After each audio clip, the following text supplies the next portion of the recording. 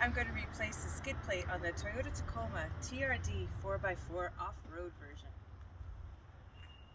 Need a 12mm socket, and the bolts are, there's two in the back, one there and two in the front, one here and one here. So the Tacoma off-road version comes with two skid plates, so we have to remove the second one before we replace it with the better one. So there's two screws in the back and two in the front in these holes here, and you still use your 12 socket. The reason I'm replacing the skid plate is, as you can see, it's quite flimsy and small in size, and I plan on using my truck for some serious off-roading, so I got a much thicker and stronger skid plate. Once you've removed the plates, you'll have two brackets attached to the tow bar, and you need to remove the bolts with a 17-inch socket. You'll need to remove this bolt,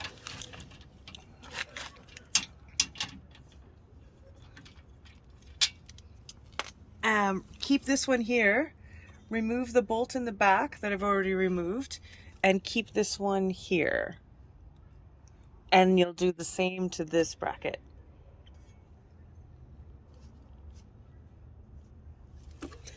How was that? Before you take your plate outside to install, it's good to place the bolts in advance. In the middle, you have the longest ones, and these little washers are here to keep it in place.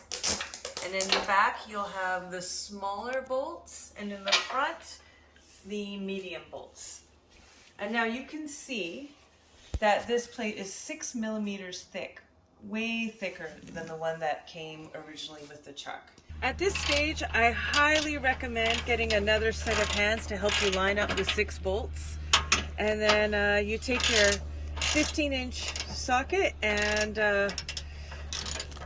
tighten them all up. And we purchased this plate from Garage 88. And as you can see here, it has a very handy hatch here for oil changes.